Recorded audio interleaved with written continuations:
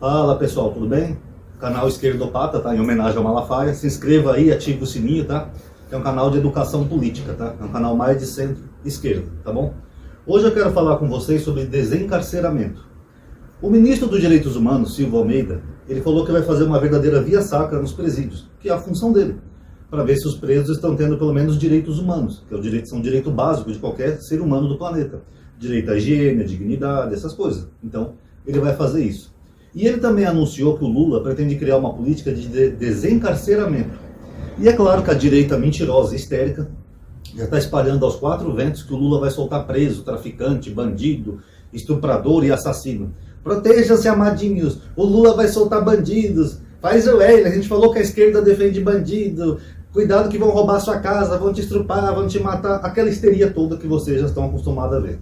Será que é verdade? Não. Eu vou explicar para vocês o que acontece. A deputada Thalita Petroni, ela criou uma lei para tipificar crimes famélicos. Crime famélico é crime que a pessoa comete por extrema necessidade, no caso fome. Daí vem o termo famélico. Por exemplo, uma pessoa que rouba um pedaço de carne no mercado para comer, isso é considerado um crime famélico, porque ela está roubando um alimento para se alimentar. E essa lei também tipifica pequenos delitos. Tá? Às vezes, por exemplo, o rapaz está desempregado, em situação de vulnerabilidade, mora numa favela, não consegue emprego. Aí se ele rouba um celular para poder vender para comprar um pão, então aquilo ali seria um pequeno delito, tá?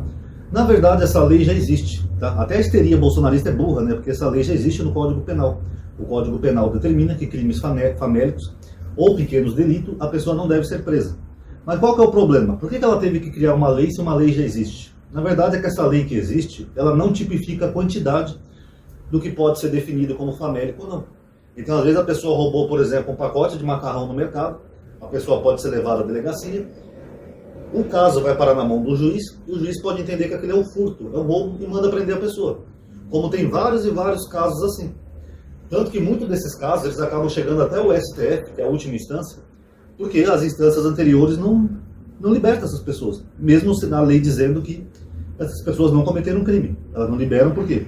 Porque a lei não determina a quantidade que é. Então esse projeto da Thalita é justamente para determinar, tipificar qual é a quantidade. Que tanto que pode ser considerado um roubo ou uma situação de fome. Por exemplo, se eu chegar no mercado e roubar o caixa do mercado, aí não é famélico. Se eu chegar, por exemplo, roubar uma picanha, uma peça grande de picanha, sei lá, um salame, aí não é famélico. Aí é gula mesmo. Então a lei justamente é para tipificar, para evitar esse mal entendido. Que é quando chegar no juiz, o juiz não vai poder prender essas pessoas. Por quê? Nós estamos chegando no Brasil, a marca de 1 milhão de presos no Brasil. Somos o terceiro país no mundo que mais encarcera as pessoas, perdendo apenas para os Estados Unidos, que eu já falei que é o país que mais prende pessoas, e a China.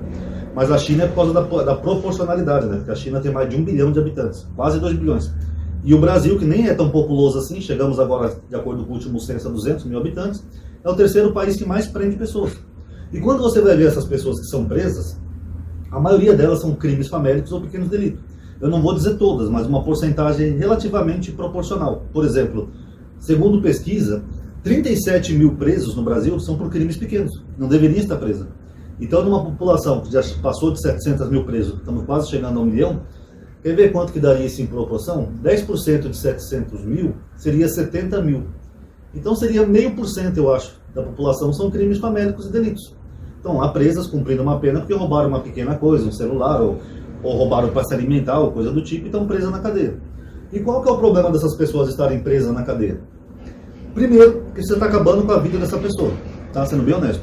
Porque quando um preso é solto no Brasil, ele não consegue arrumar emprego.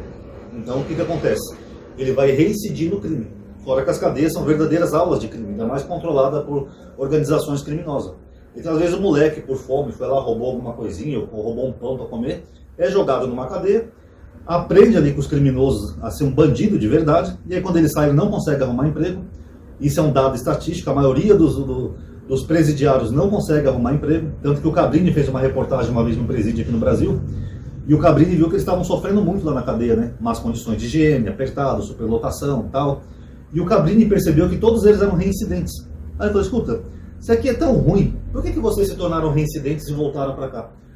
Todos responderam a mesma coisa, ninguém contrata ex-presidiário. Então, mesmo que você saia da cadeia tentando ter uma vida honesta, fala, não, eu não vou fazer mais nada de errado para não parar na cadeia.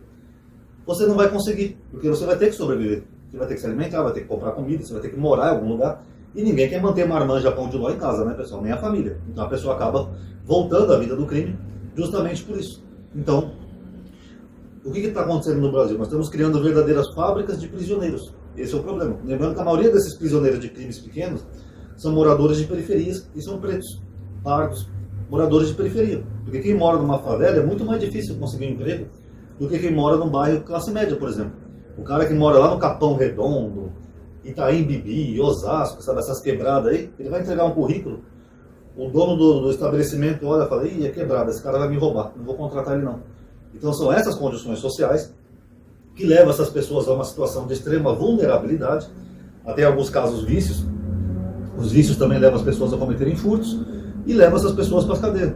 Ou seja, nós estamos copiando aquele padrão americano, sabe, de pegar afrodescendentes, gente pobre, de periferia, e jogar na cadeia como se isso fosse solucionar algum problema. Não. Além do que, o custo de um preso no Brasil é muito caro, para quem não sabe, mensalmente.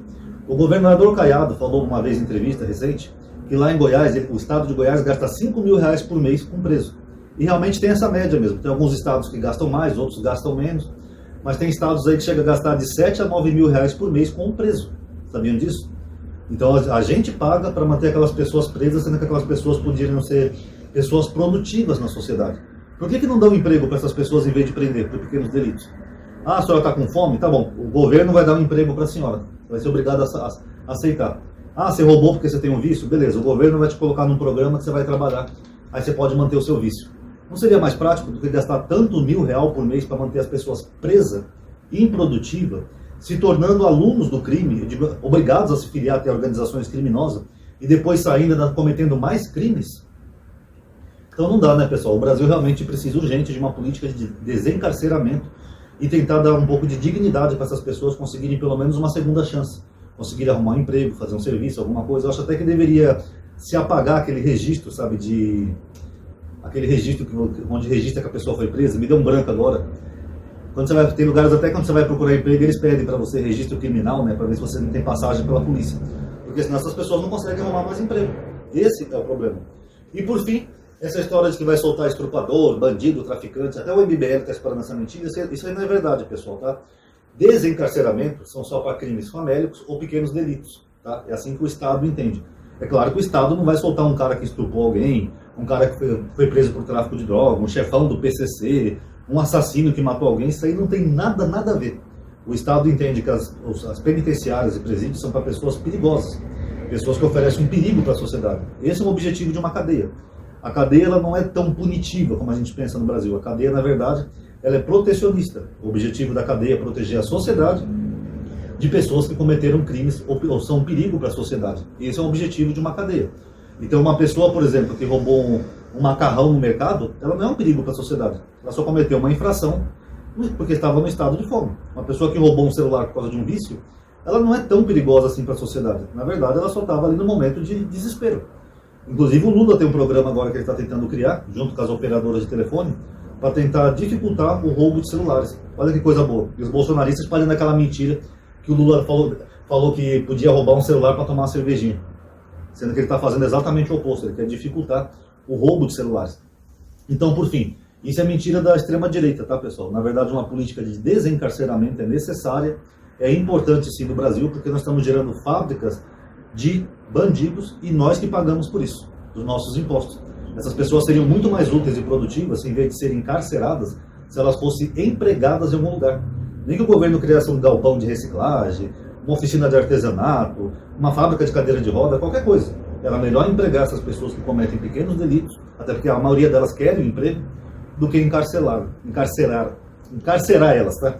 É um trava-língua essa palavra. Tá aí, galerinha. Quem gostou, dá um like aí no vídeo, tá? Isso ajuda a aumentar a atividade e o alcance. Obrigado aí por ter assistido. Paz a todos.